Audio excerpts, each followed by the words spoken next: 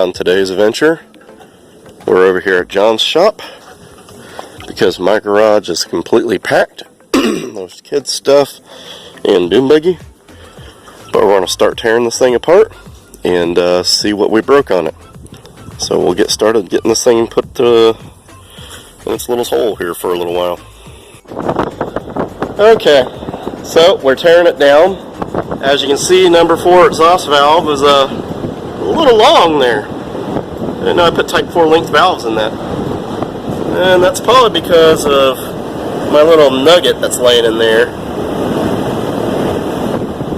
Get all the oil in the intake.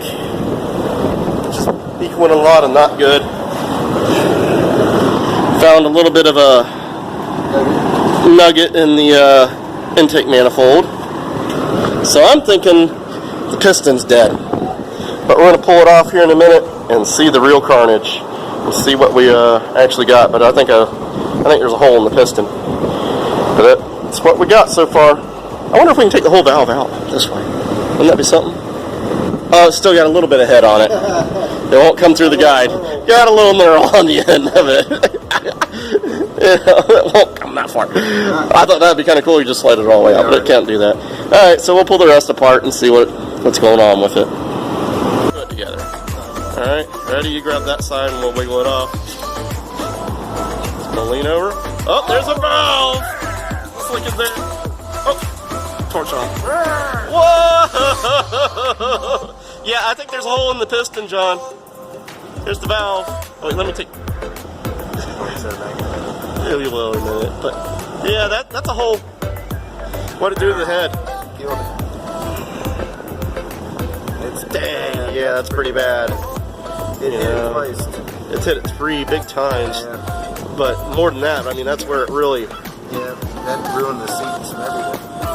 Yeah, it pinged over the seats. Dang. I was really hoping the head would be kind of good. You want it better? No, not at all.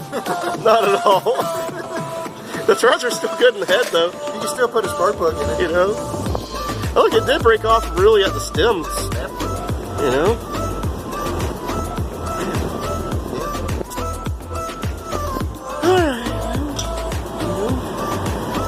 Yep, there's no fixing that today like I was hoping.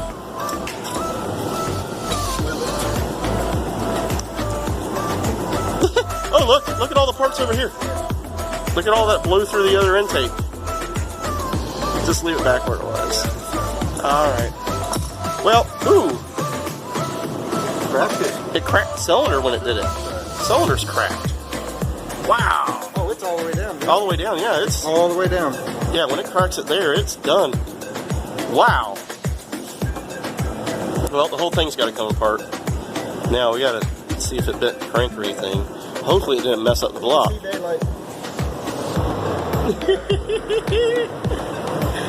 Alright, well, it's neat work. It needs work. Alright, let's pull that rod cap. What's the access look like? Holy cow. It's tight. There we go. There we go.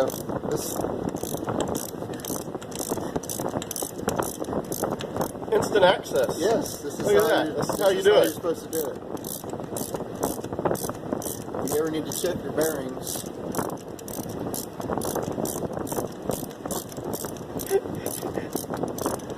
There you go. Volkswagens are great to work on. Turn it on. Alright, boys and girls, so getting ready to split the case. See what other damage. Hopefully nothing else is hurt. The rod bearing looked good. The crank spins fine, but I'm still want to make sure that it didn't spin a dowel pin or anything goofy like that. And we got to get all the piston out of the case because it's all in the oil sump area and stuff like that. We've been collecting some of the pieces in here, but that's not all of it. So there's a lot more somewhere else. And oh, here's some more. But it obliterated that piston.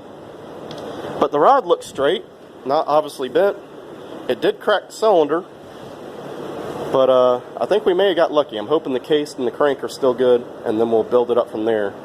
I believe I can get one piston in cylinder from AA, and I'll have to get another head, of course. But hopefully it's a easy fix here. So we'll pull the top off and see what it is. I think you grab that set, John. I got the lifters hopefully good. We'll just tip it. Got to keep those lifters in spots. Well, there's metal everywhere. There's metal all in there. Yeah, all in here. Light on. Yep, there's chunks up in here. Yeah, it did. Ooh, that's not good. Oh, look at that. Yep. Well, it's not, can't feel it with your fingernail though. So we'll see. Because they do that sometimes, just the beating of the case, you know. But that, yeah, it looks like something may have went through it at one point here. Lifters still look good. They're not dish, no edge on them. Slice your finger open. Just put that down. There's some more of it. And some more of it. Crank doesn't show any like visible hurts though. I think that just may be the crank flexing a little bit when it was running. I don't think that's all the way beat. In there. Alright, well, time to get some cardboard and mark all the lifters.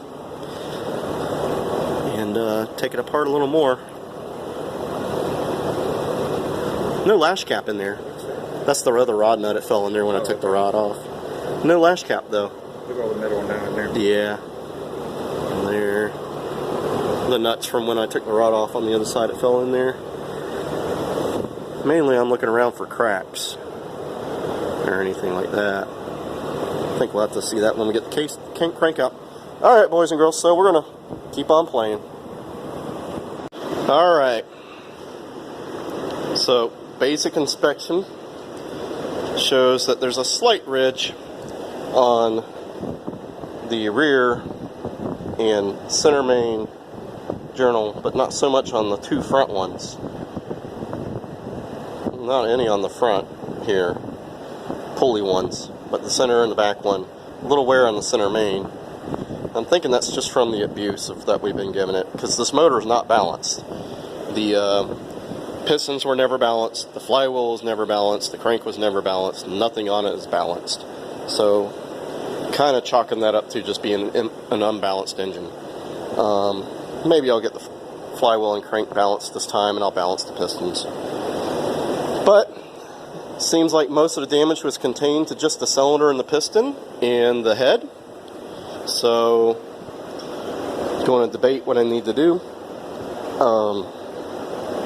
Definitely want to change the rods this time around, because I was a little concerned about the original rod bolts.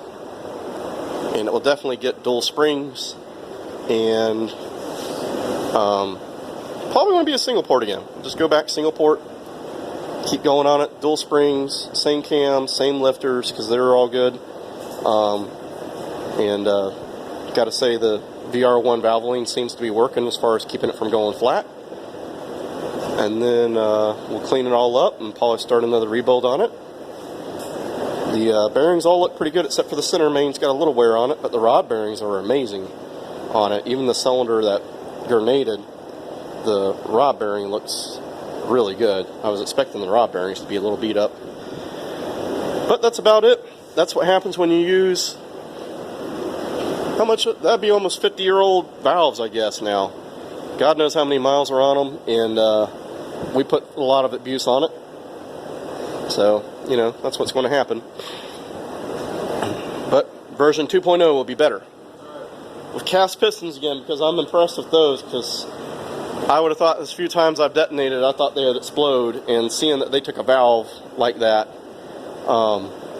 you know, I'd buy them again. So, we're going to use the cast pistons on it, even though they're hyper tech, I guess you call it. But I'm not really having any fear of those things for 10 pounds or more. So probably 20 pounds I go mollies, you know, or anything over 15. I'm going to try 15 on it next. That's my next goal. So I might balance the crank, maybe an idea. Take it to the machine shop, get it balanced. It should be a good idea. I bet it's way out of whack. because flywheel is a different brand than the crank is a different brand. Rods are German original, and they're a different set. If you see one's really light and the others are dark, I think that was a different set of rods, but it's what I had laying around, and the pistons were never balanced, so I might balance it this time, put it back together, and go back at it.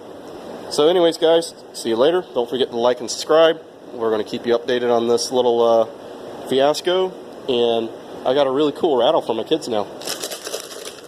You know, all the little pieces we're collecting.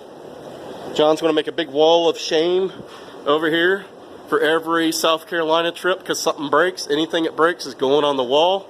John's going to have 6,000 points on it. I hope the wall's big enough. If we keep going, it won't be.